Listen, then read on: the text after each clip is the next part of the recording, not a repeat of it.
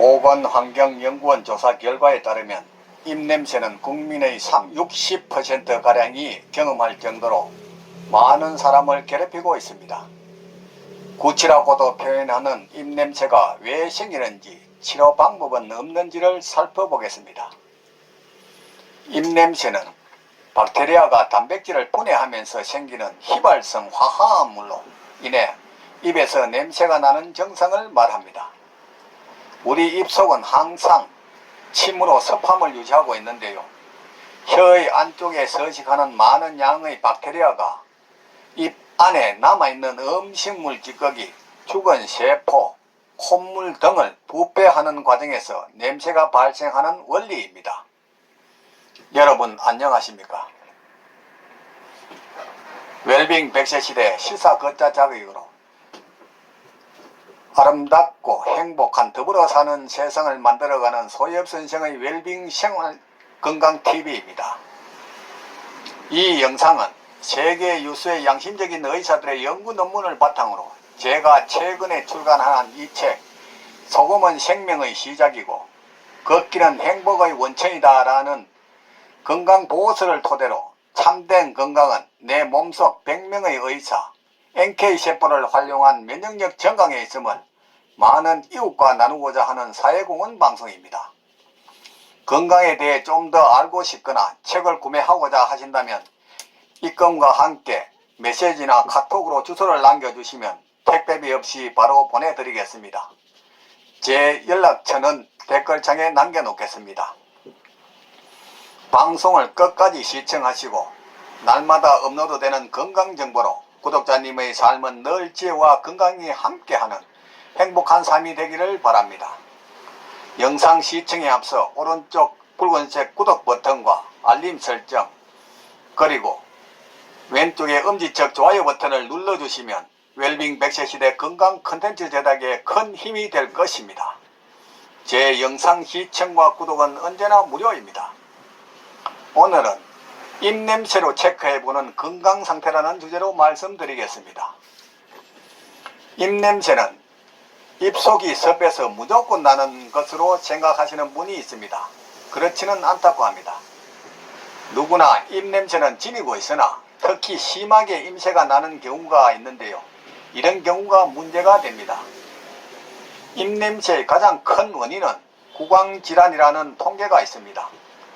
입속이 청결하지 못한 경우에는 기본이고 구강건조증이 있는 경우, 혀에 백태가 심한 경우, 치주염이 있는 경우, 오래된 구강 내 불량 보철물이 있는 경우, 축농증이나 편도염, 편도결석이 있는 경우, 구강 외에 역류성 식도염과 같은 위에 문제가 있는 경우 등 입냄새를 일으키는 원인이 된다고 합니다.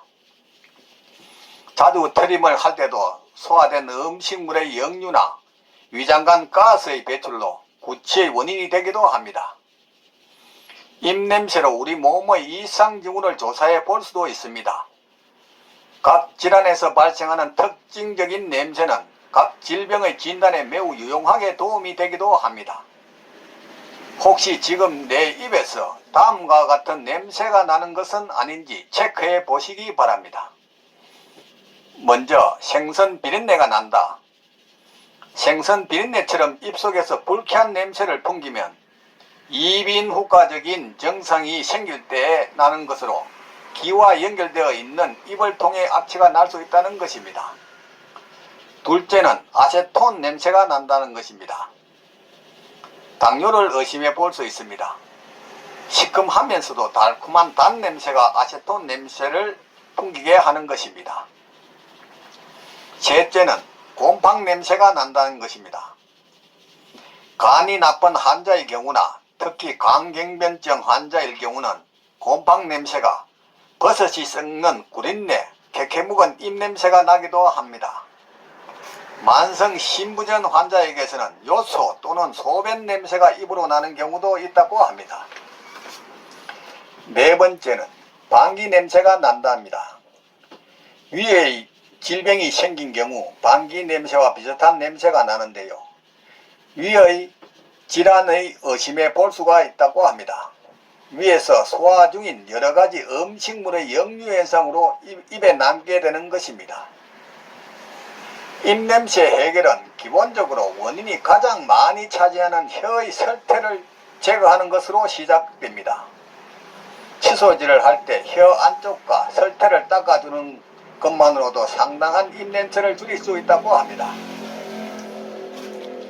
그래도 설태가 제거되지 않거나 설태가 많은 사람의 경우는 약국에서 혀 솔질 제품을 사들여 제거에 도움이 받는 것도 좋습니다.